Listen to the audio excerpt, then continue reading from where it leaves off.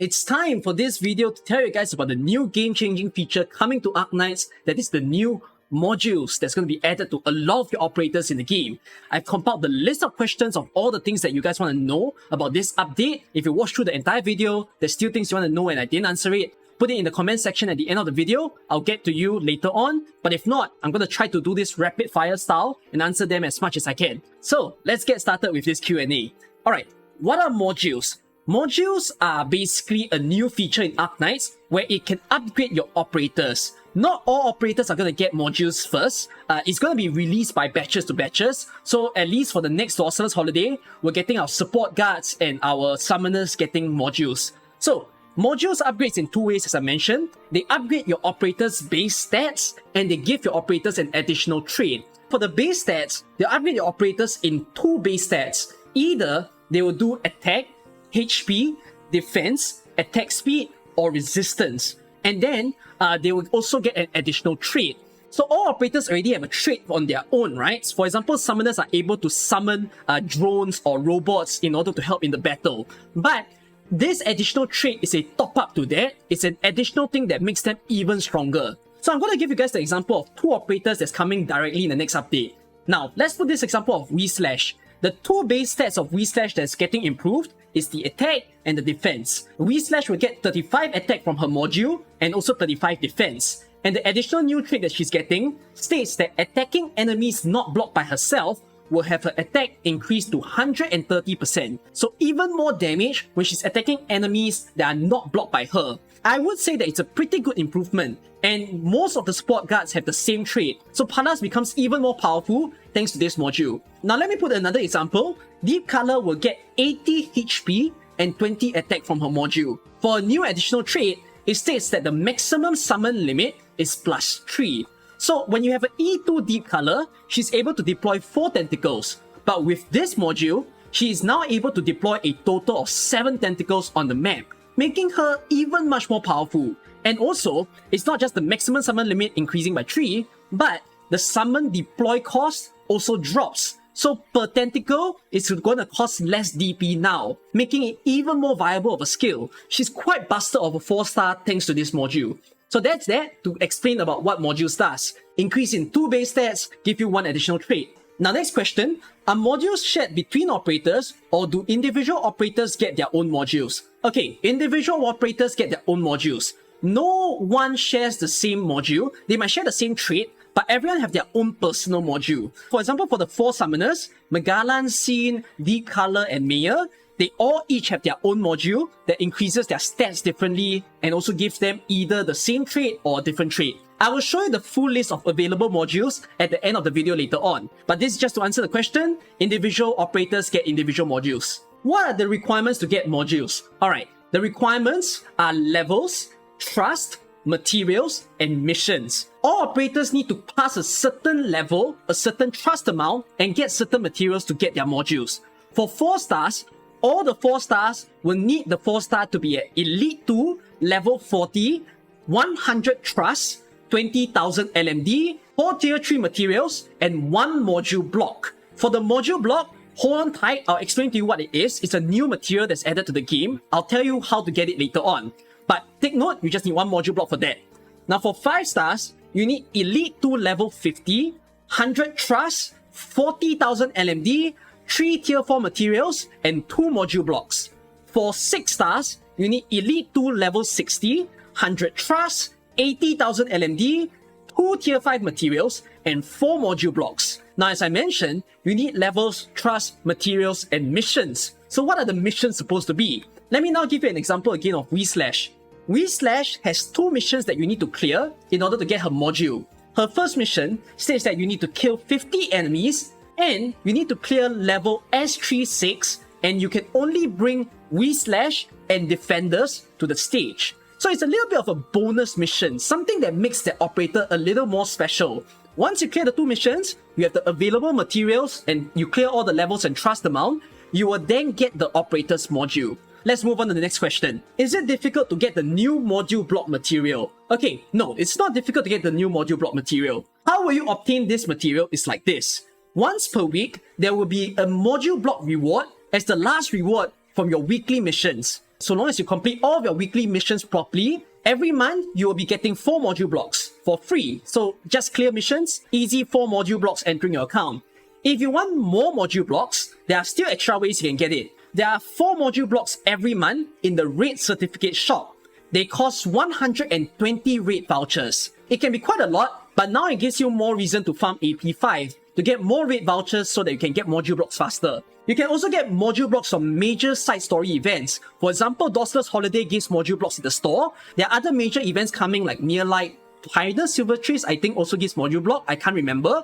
I think Break the Ice also gives it. All these little things will give you additional module blocks for free as well. If you really need and want more module blocks, the last way you can get module blocks is from the Yellow Certificate store. You can get a maximum of 4 every month and they cost 20 yellow certificates. As a free-to-play or even someone who's late game, you don't really need to touch the Yellow Cert shop. That one is for really the pay-to-play, the Leviathans who want to unlock all the modules to probably spend their yellow certs. If you really want to dedicate your operator, you may want to just buy 1 or 2, but if not, you won't be buying it too often.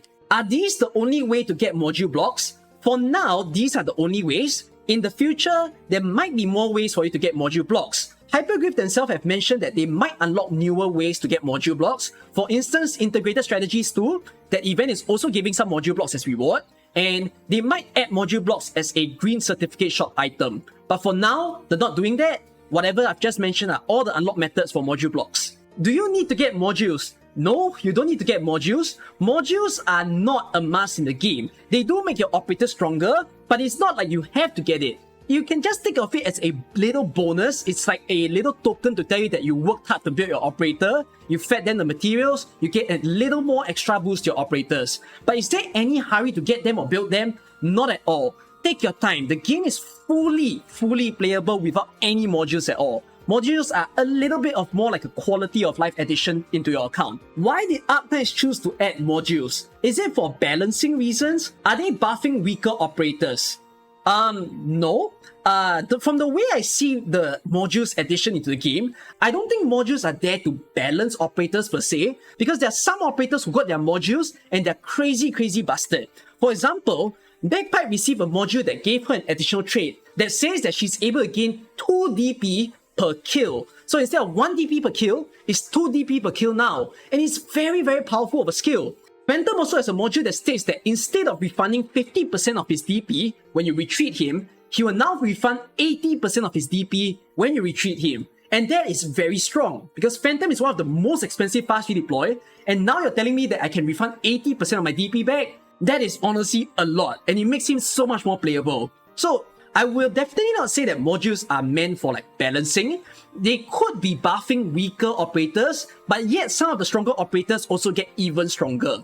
The way that I like to see modules is that they are more of like an extension of an Elite 2 operator that you own. Some people like to say modules are Elite 3. They're not Elite 3 at all. They're just that little bit of bonus to make your gameplay a little more interesting, a little more fun. I think just take it as something to enjoy in the game, to play with newer traits and to come up with newer and more interesting strategies with these new traits that operators have. Is it worth it to get modules? I mean, if you want your favorite operators to get stronger, then yes, it's worth it. Otherwise, do you need it? No, just take your time to get modules. It's not a must to get it so fast. Do modules nerf anyone? No. Hyperglyph don't like to nerf operators. They love to buff operators instead. It's better to see your operator stronger than weaker.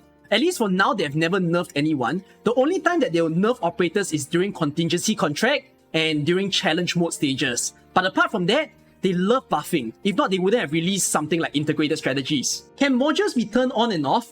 I mean, okay, if you want to, you can turn off the modules. So for all the operators with modules, they have a default module and the module can unlock. Once you unlock the special module, if you don't want to use it, like you think it makes the operator too powerful or you don't want to play with the additional trait, then you can just switch back to the default module. They'll lose the extra bonus stats, they will not have the second trait, you can go back to the normal regular operator. So if you want to turn it off, you can. But I don't really see why you will do it. Will operators only get one module or will there be more? So more modules will actually be added for all of the operators, but Hyperglyph only plans to do that when every single operator or every single archetype, at least most of the archetypes that is, they hope that everyone can get a module first then they will start adding second and third modules after that. This also means that you probably can't mix modules. You have to choose which module you want to play with in the future. But yes, the current plan is that they want to make sure that every operator in the game has a module before they add more modules in the future. Why do some archetypes get their modules before others? I mean,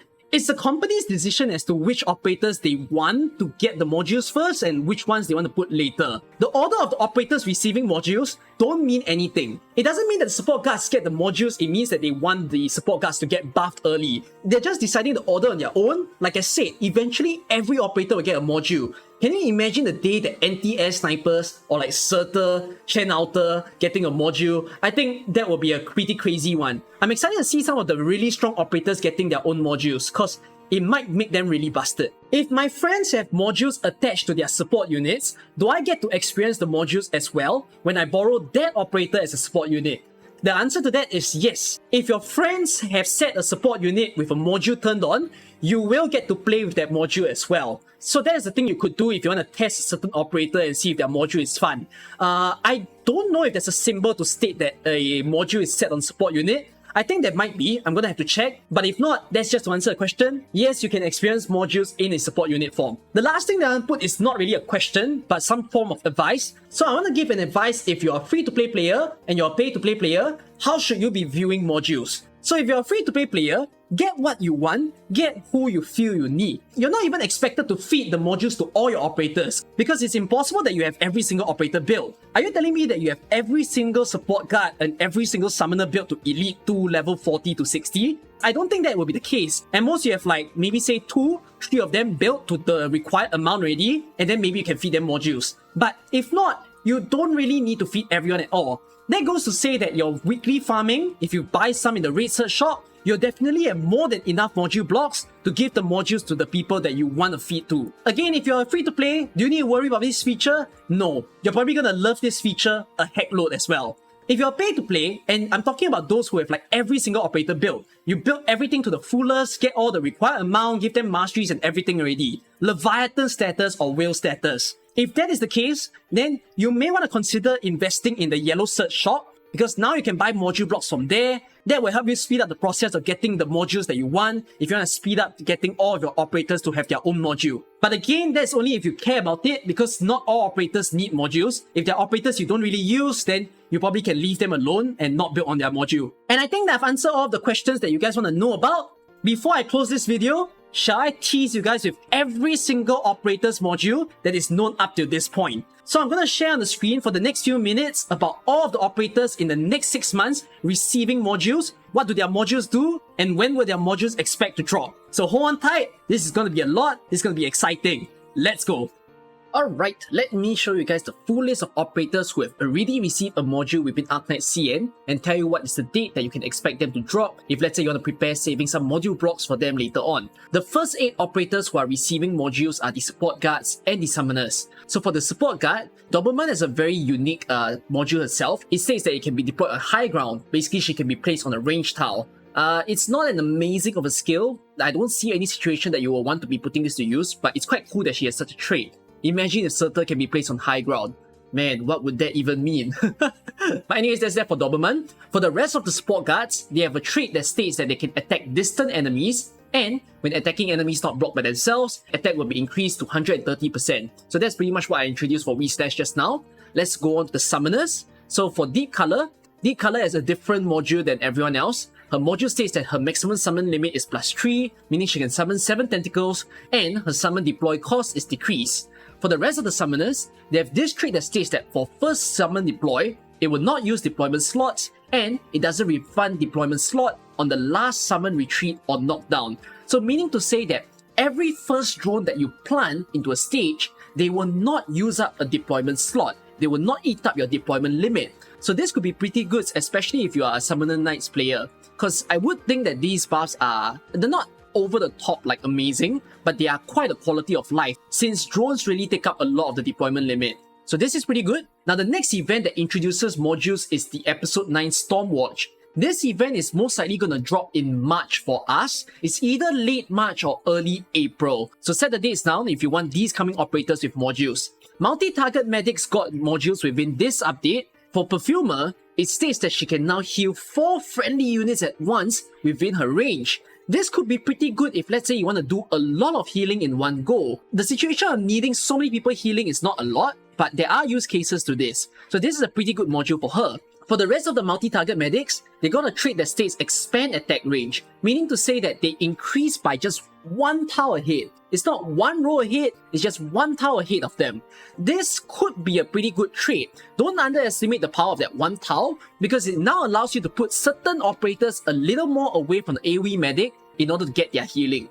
So this is still a pretty interesting skill overall. Now let's go down to the next one. Within the same episode 9 update, whether in late March or early April, we are also getting our Deadeye snipers to get their own modules. So Embryo, Endrainer, and Fartooth receives this module that states that attack increases based on the distance from the target. Meaning to say that the further the target, the higher the attack increase, and it's up to a 15% increase in attack. This is quite a quality of life improvement to these Deadeye snipers. And for Firewatch, she receives something a little different from the others, where her module states that she gains 1 extra SP whenever she's attacking an enemy and she doesn't kill an enemy. You gotta note that Firewatch attacks the lowest defense enemy, so she might end up killing a lot of the smaller mobs first. But if you use it well, it could help her to charge her skill, since this is a very good SP battery. Now next up in the Near Light event, which is probably gonna drop in late April or early May for us, we will be celebrating a particular limited banner. This one will have no altar in it along with Flametail. This event in April or May will introduce to us fast redeploy modules, which fast redeploys are one of the bestest archetypes in the game. So for Gravel, Waifu, and Phantom,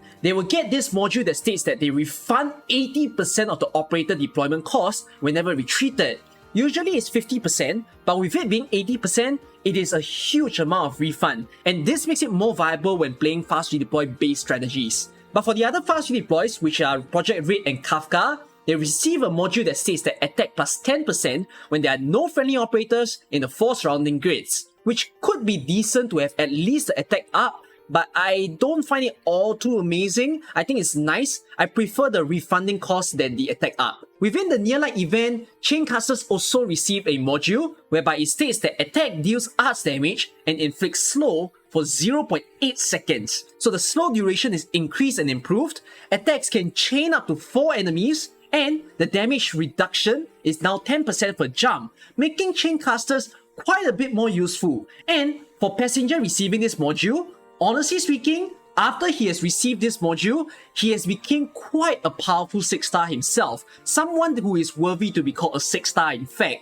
It's nice that they gave him a good buff because this allows him to become a mega slowing machine. All in all, great modules for the Chaincasters. Now in the Break the Ice event, which is probably gonna come in June this year for Arknights Global, we got ourselves Dual Strike modules to look forward to. So for Dual Strike modules, most of them got the module that states that the scale damage is increased by 10%. This will go to Chen, Tachanka, and Bibig. But for Cutter, she received a different module from the rest, where it states that she ignores up to 70 defense when attacking, which is also kind of nice. It could help her to wipe out the smaller enemies even more easily. Within the Break the Ice event, I think my favorite modules of all would be the DP on Kill Vanguards, because they receive damn powerful modules. For Bagpipe, Granny, and Wild Main, they receive a module that states that they gain 2 DP per kill and refund all DP costs when retreating, which this is usual, but 2 DP per kill, that is amazing because it makes Bagpipe super powerful of an operator. And if we go down for the rest, for Reed and Vigna, when attacking an enemy with health below 40%, it increases their attack to 115%, which is also pretty decent, especially for Vigna I would say, because she has a very high attack as a Vanguard. All in all, those are the teasers of all the operators upcoming that are gonna receive a module within the next 6 months. So would you be saving your materials for any of their modules? Let me know down in the comments below. I hope you guys are excited for this brand new feature to come to Arknights. I really look forward to Dorsa's holiday. They're gonna bring us a lot of amazing updates during this point in time. Anyways, that's it from me in this video. I shall see you guys in the next one. Bye bye.